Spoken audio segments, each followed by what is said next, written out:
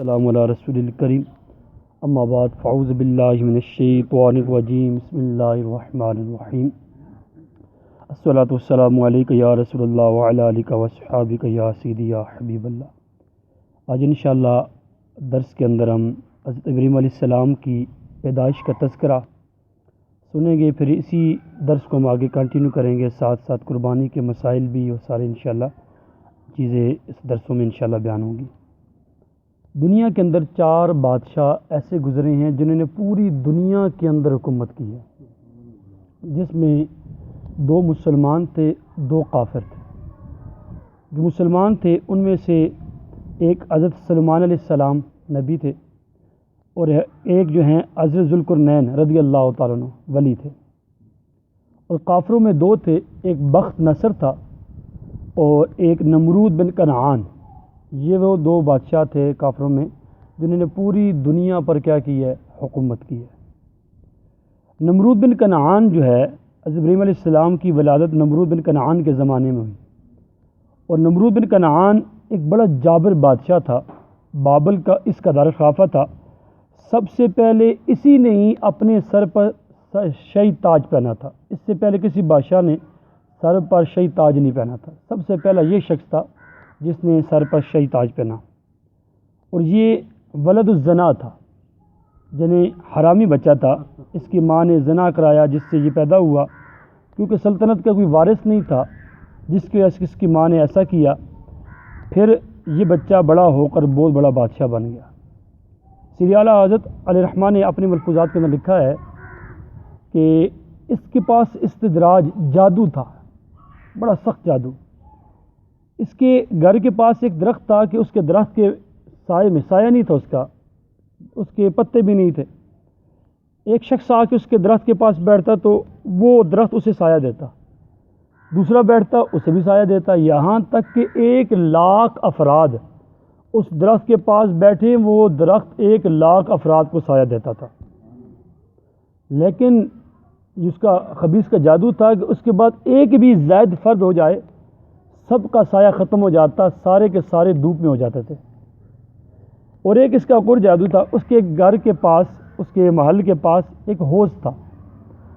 اس حوض میں اس نے ایک ایسا جادو کیا ہوا تھا کہ جو لوگ صبح اٹھتے اپنے گھر سے کوئی چیز لے کر آتے، کوئی دودھ لے کر آتا پیالے میں، کوئی شہد لے کر آتا، کوئی شربت لے کر آتا، کوئی پانی لے کر آتا، اس حوض میں ڈال دیتے۔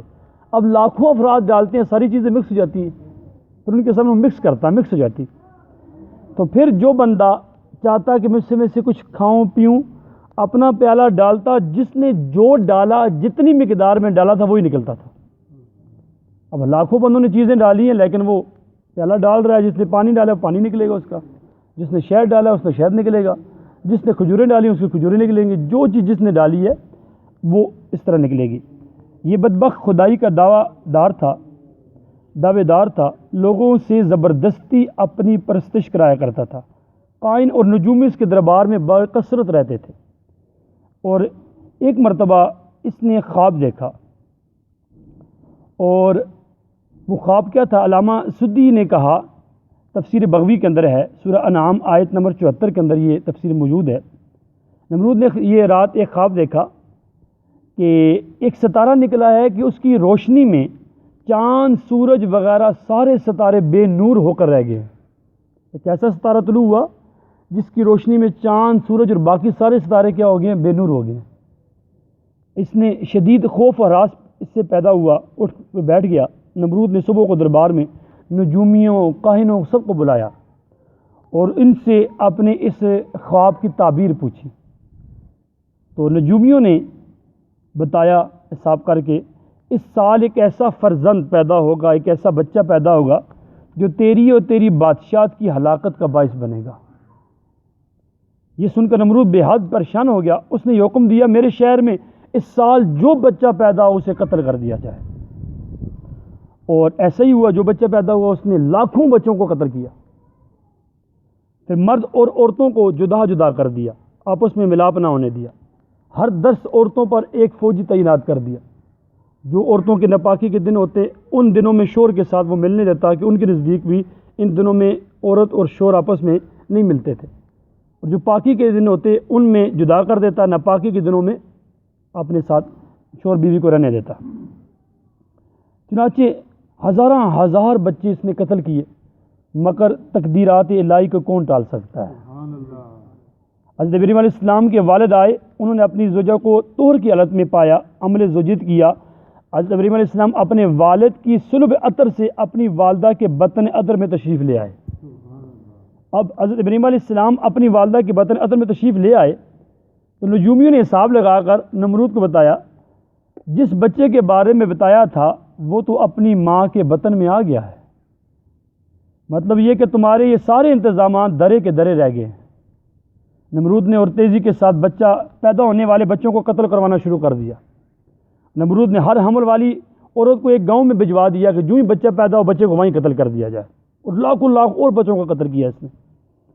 لیکن جو خدا کو منظور ہوتا ہے اسے کوئی ٹال نہیں سکتا، تقدیرات الہی کو کوئی ٹال نہیں سکتا۔ حضرت ابراہیم علیہ السلام کی ولادت کا وقت قریب آیا تو ان کی والدہ شہر سے باہر ایک پہاڑ کے غار میں چلی گئی، وہاں حضرت ابراہیم علیہ السلام کی ولادت ہو گئی، پھر غار کا منہ بند کر کے واپس آ گئی، پھر وقتاً فوقتاً ان کو چھپ کر وہاں دودھ پلا آتی تھی۔ ایک روایت میں ہے کہ ایک مرتبہ آپ کو جانے میں تاخیر ہوئی، کافی دنوں بعد آپ تشریف لے کے گئی، کیا دیکھتی ہیں کہ بیٹا زندہ ہے، انگوٹھا چوس رہا ہے، خوش ہوئیں، یہی سمجھی کہ اسے انگوٹھا چوسنے سے رزق مل رہا ہے۔ اور ایک روایت میں جبرائیل علیہ السلام تشریف لائے اور ابراہیم علیہ السلام کے اپنا ان کا انگوٹھا ان کے منہ میں ڈال دیا، اور آپ علیہ السلام اسے چوستے تو اس سے دودھ نکلتا تھا۔ ابراہیم علیہ السلام نے حضرت جبرائیل علیہ السلام نے ابراہیم علیہ السلام کا انگوٹھا ان کے منہ میں ڈالا، جب ابراہیم علیہ السلام اپنے انگوٹھے کو چوستے تھے اس سے دودھ نکلتا تھا، پھر دوسری انگلی شہادت کی انگلی ڈالی ان کے منہ میں تو جب اسے چوستے تھے اس سے شہد نکلتا تھا، اور تیسری انگلی کو منہ میں ڈالی جب اسے وہ چوستے تھے تو اس سے کیا ہوتی تھی، کھجوریں نکلتی تھی۔ اس میں بعض روایتوں میں ایک سے دودھ، ایک سے شہد، ایک سے پانی، اس طرح ساری چیزیں، اور ایک سے کھجوریں نکلتی تھی۔ اور آپ کی پرورش اتنی تیزی سے ہوئی کہ جو بچہ سالوں میں بڑا ہوتا ہے اسی طرح ابراہیم علیہ السلام مہینوں میں بڑے ہو رہے تھے، اور جو بچہ مہینوں میں بڑا ہوتا ہے اسی طرح ابراہیم علیہ السلام دنوں میں بڑے ہو رہے تھے، ہفتوں میں بڑے ہو رہے تھے، اور جو بچہ ہفتوں میں جس طرح بڑا ہوتا ہے ابراہیم علیہ السلام اس طرح دنوں میں بڑے ہو رہے تھے، اور جو بچہ دنوں میں بڑا ہوتا ہے ابراہیم علیہ السلام اس طرح گھنٹوں میں بڑے ہو رہے تھے۔ یہ خدا کی قدرت تھی۔ تو ایک قول کے مطابق آپ 15 مہینوں سے زیادہ غار میں ٹھہرے، بعض مفسرین کا قول ہے 7 برس کی عمر تک آپ غار میں رہے، اور بعض نے 13 برس کا کہا ہے، لیکن 17 برس تک آپ اسی غار میں پرورش پاتے رہے، یہ مستند قول ہے۔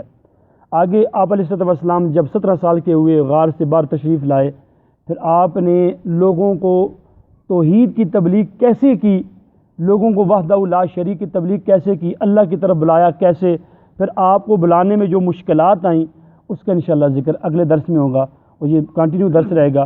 اللہ تعالیٰ کی بارگاہ میں دعا ہے اللہ تبارک و تعالیٰ ہم سب کو انبیاء علیہ السلام کی سیرت کو اپنانے کی توفیق عطا فرمائے، آمین بجاہ النبی الامین صلی اللہ تعالیٰ علیہ وسلم۔